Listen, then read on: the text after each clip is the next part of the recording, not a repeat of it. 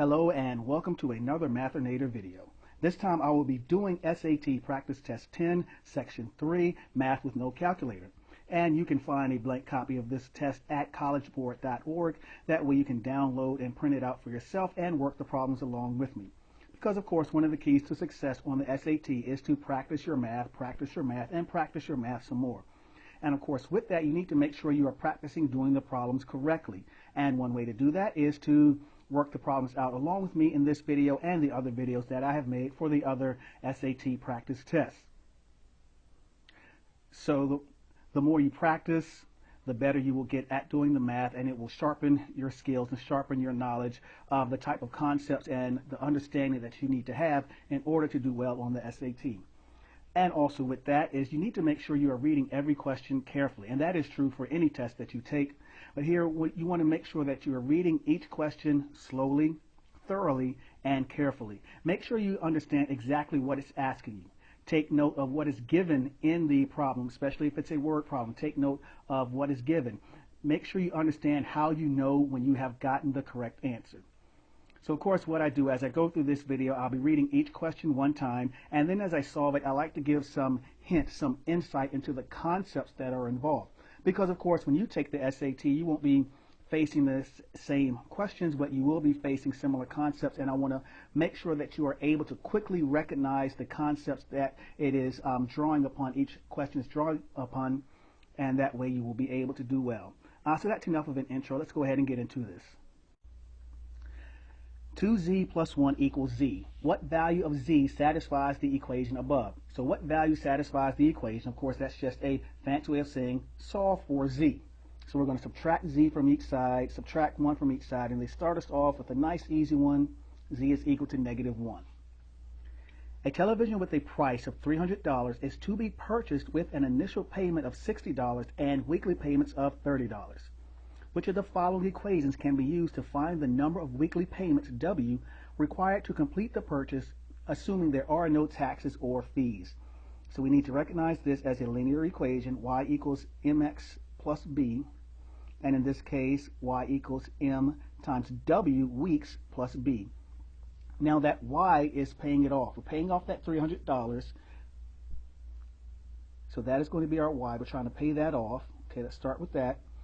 Now, it has an initial payment of $60. When you're dealing with problems like this and you recognize that it is a linear equation, that initial payment or that flat fee or that flat rate, that's going to be your y-intercept. So looking at something plus 60. Well, we see that eliminates these three wrong answer choices. That's something else you need to be on the lookout for, is that being able to quickly eliminate wrong answer choices. And that'll help narrow things down and lead you towards the correct answer. But then let's go ahead and look at the fact that we're paying $30 per week. That is our rate. That is our slope. 300 equals 30W plus 60. The table above shows shipping charges for an online retailer that sells sporting goods.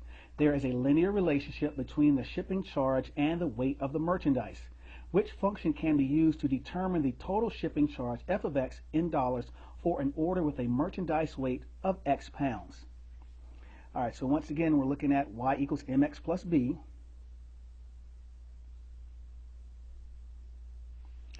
Now, since it is a linear relationship, that means all of these ratios are going to be proportional. So the decrease in shipping charge from $40 to $20, all right, is going to be in the same ratio as the decrease in shipping charge from 20 to 10. Now what's key here is that since it is linear, we need to find out what is the shipping charge for 0 pounds. All right, sounds kind of weird, but that's what we need to look for, and that is going to give us our y-intercept, which we can see only two of them have a y-intercept. But let's go ahead and see this here. That means f of 0. All right, we're looking for f of 0. What is f of 0? Well, from 10 pounds down to 5 pounds, that is a difference of $4.95. So that means from 5 pounds to 0 pounds is going to be $16.94 minus $4.95. And the only one that makes any sense when we're talking about $16.94 minus $4.95, all right, this is the no calculator section, but you don't have to write anything down. You don't have to do any real mental math because, again, 1694 minus 495, it's definitely not going to be 1694. It's definitely not going to be 0. It's definitely not going to be 0. So f of 0 is going to be 1199, and that gives us answer choice B. The line in the xy plane above represents the relationship between the height h of x in feet and the base diameter x in feet for cylindrical Doric columns in ancient Greek architecture. How much greater is the height of a Doric column that has a base diameter of 5 feet than the height of a Doric column that has a base diameter of 2 feet? So how much greater tells us we're going to be doing some subtraction, and we see that our graph relates height to diameter, diameter the independent variable, height the dependent variable. All right, so if we have a base diameter of 5 feet, we need to find out what is the height at 5 feet. And we follow that line up and see it is 35 feet high. So now we need to do the same thing for 2 feet, and we're going to subtract that, and we see at 2 feet has a height of 14 feet. So subtracting that gives us 21 feet. Square root of 9x squared. If x is greater than 0, which of the following is equivalent to the given expression? All right, so here we could do this real simple, but I want to point out our rules of rules of radicals. If we have the square root of a times b, that is the square root of a times the square root of b. So that means the square root of 9x squared is equal to the square root of 9 times the square root of x squared. And so the square root of 9 gives us 3. Square root of x squared is equal to x, gives us answer choice A. X squared minus 1 divided by x minus 1 equals negative 2. What are all values of x that satisfy the equation above?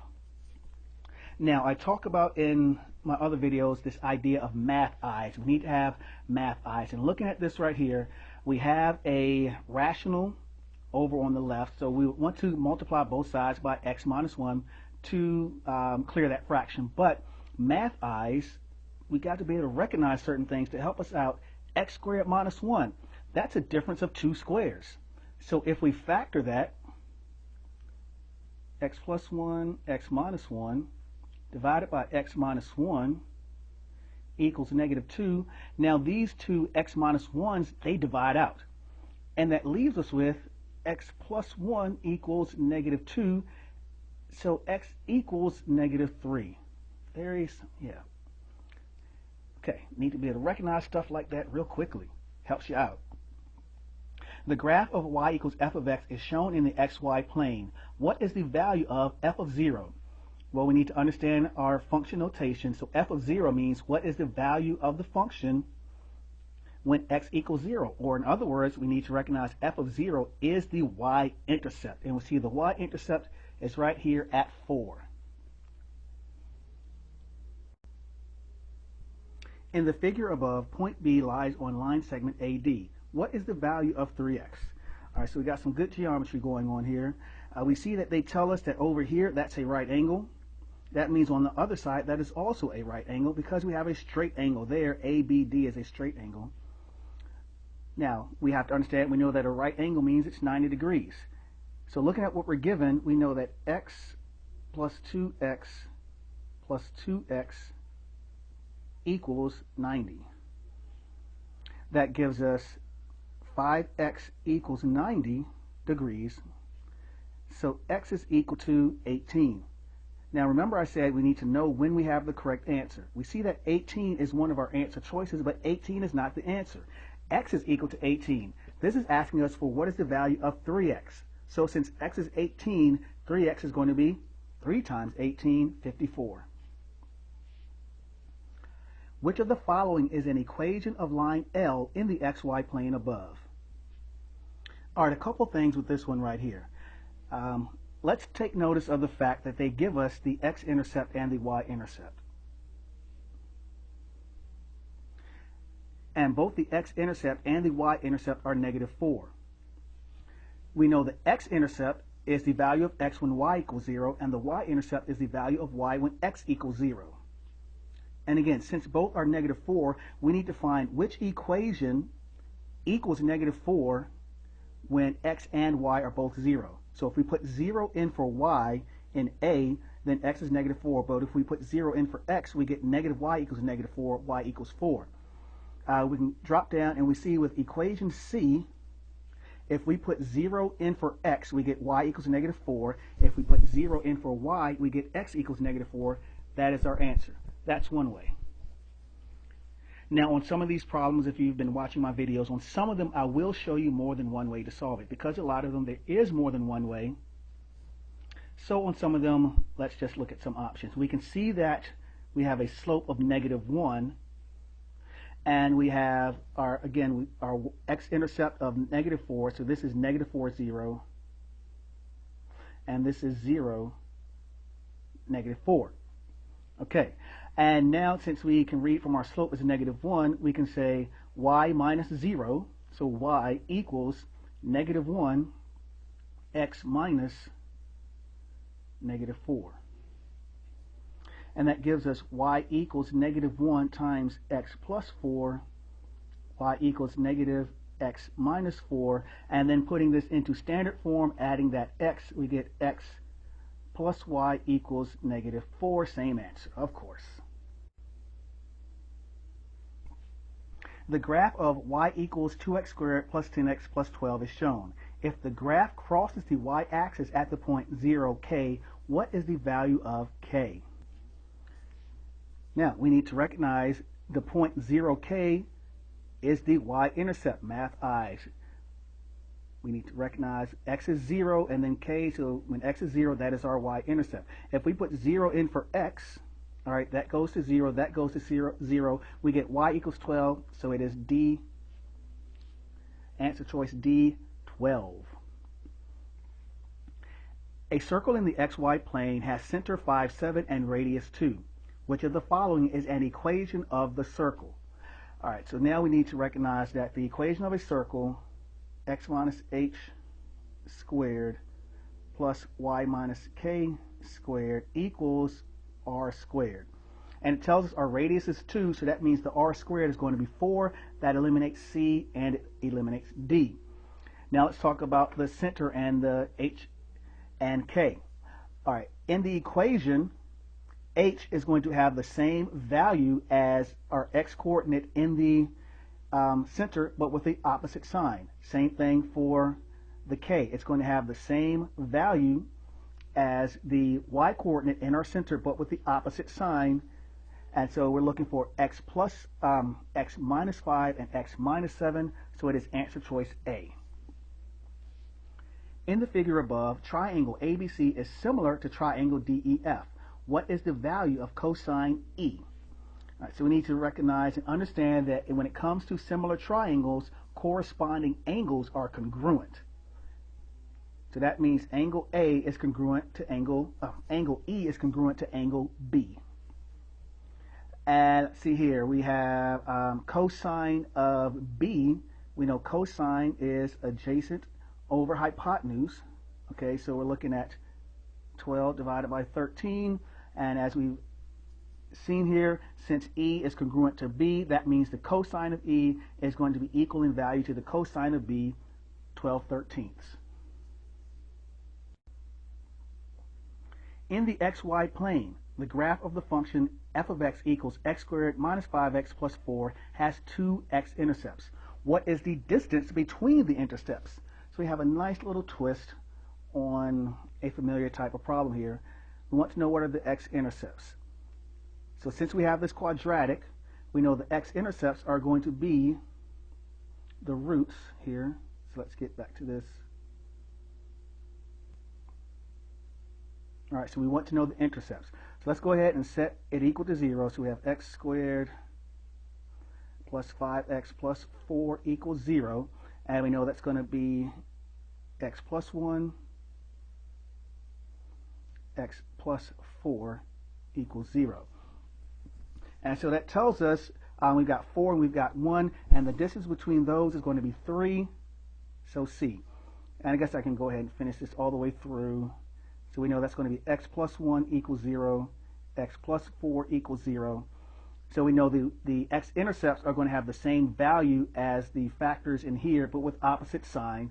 So we've got x equals -1 and x equals -4. So the distance between -1 and -4, as we've already said, is a distance of 3. All right. What are all values of x that satisfy the equation square root 4x equals x minus 3? Now, normally in this case, I would say, let's go ahead and solve this, square both sides, so we have 4x equals x minus 3 squared. But in this case, it would be easier to just use substitution and see where you get a true statement. So if we substitute 1 in for x, we end up with square root of 4 equals -2. If we substitute in 9, we get square root of 36 equals 6. And in this case, when we're doing this, we want the principal square root, which means, of course, the positive number. So that means 1 does not satisfy the equation. So that rules out anything that says 1 is part of it, and we're left with B. -3x plus y equals 6. Ax plus 2y equals 4. In the system of equations above, a is a constant. For which of the following values of a does the system have no solution? Well, in order for it to have no solution, that means the coefficients on x and y have to be in the same ratio. So looking at this, in our first equation, the coefficient on y is 1, and in the second equation, it's 2. So that means in the second equation, the coefficient is 2 times 1, or twice as much. That means a has to be twice as much as -3. So 2 times -3, of course, is going to be -6. Answer choice A. And that brings us to the end of our multiple choice section. Let's go on to our free response. T equals 5C plus 12F. A manufacturer shipped units of a certain product to 2 locations. The equation above shows the total shipping cost T in dollars for shipping C units to the closer location and shipping F units to the farther location. If the total shipping cost was $47,000 and 3,000 units were shipped to the farther location, how many units were shipped to the closer location? So this is straight up substitute and then solve for our unknown. It says the total shipping cost is T. That's given as 47,000. So 47,000 equals 5C. Well, C is what we're trying to solve for, plus 12F, and we're given F is 3,000. So we have 47,000 equals 5C plus 36,000. And solving for C, that gives us 11,000 equals 5C. So C equals 2,200. The absolute value of 2x plus 1 equals 5. If A and B are the solutions to the equation above, what is the value of the absolute value of A minus B? Okay, let's talk about absolute value equations. First of all, once you have the absolute value portion isolated, it has to be set equal to a positive number or else there's no solution. Next thing, we've got the expression inside the absolute value bars. We want to set that equal to the positive and the negative of the value on the other side of the equal sign.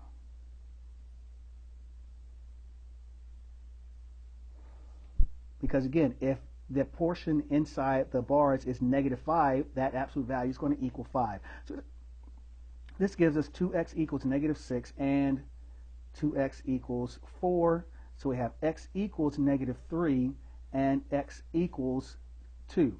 Now, which one is A and which one is B?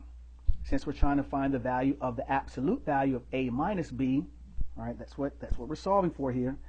If we do the absolute value of -3 minus 2, and we do the absolute value of 2 minus -3, all right, over here that gives us the absolute value of -5, which equals 5. Over here, it's the absolute value of 5, which equals 5. So the absolute value of A minus B is 5.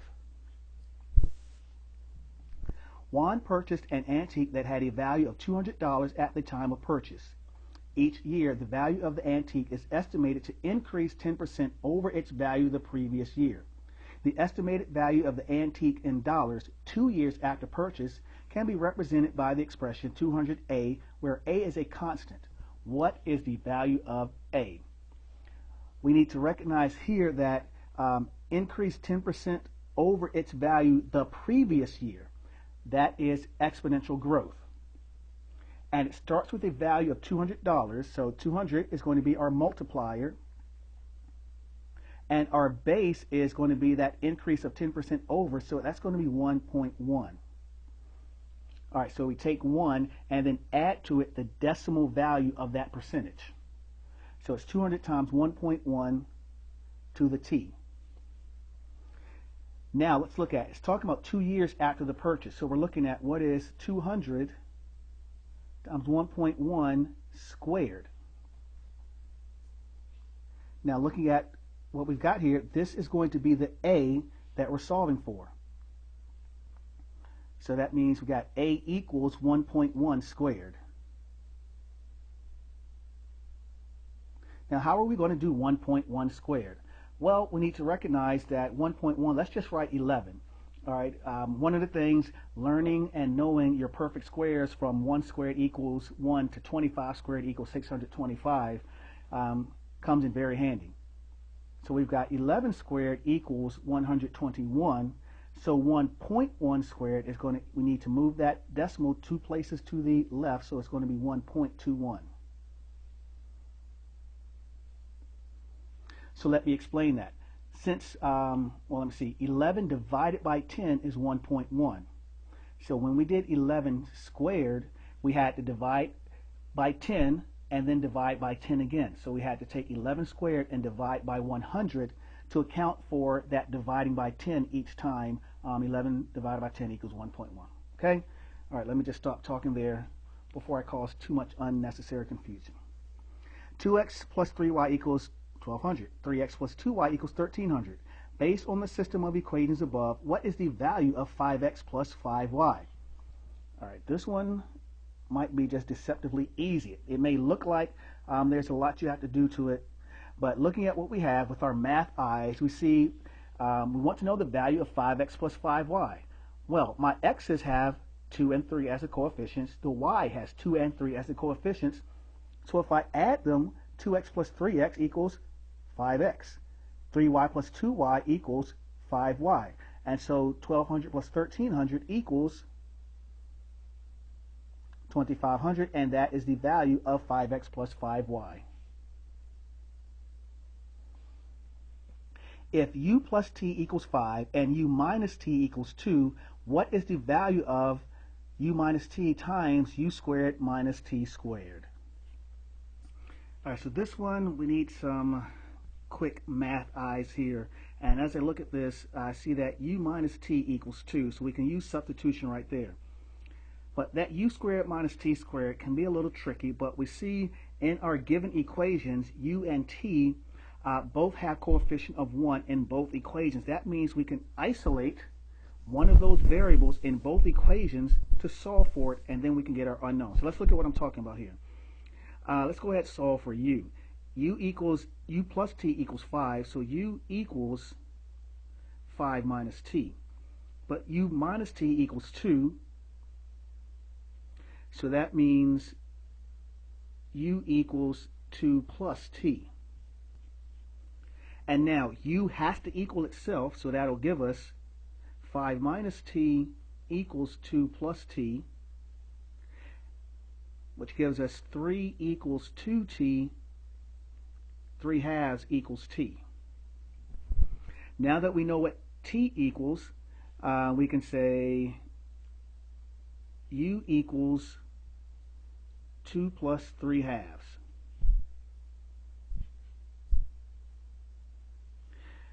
Which gives us u equals 7 halves. All right. Make sure you know how to add a whole number to a fraction. Now that we know u and t, we have our value. We're going to have 2 times now u squared. So 7 halves squared is going to be 49 fourths. Minus t squared, so 3 halves squared is going to be 9 fourths. And so that comes down to, we've got 2 times 40 divided by 4. Now we can either do 40 divided by 4 is 10, 10 times 2 is 20, or we can divide out that 2 right there and say 40 divided by 2 equals 20. Either one. All right? And there we have it. Okay. So, of course, you have 25 minutes to solve these 20 questions. And with the explanations, we finished there in a little under 25 minutes. So just continue to practice and practice and practice, and I wish you the best.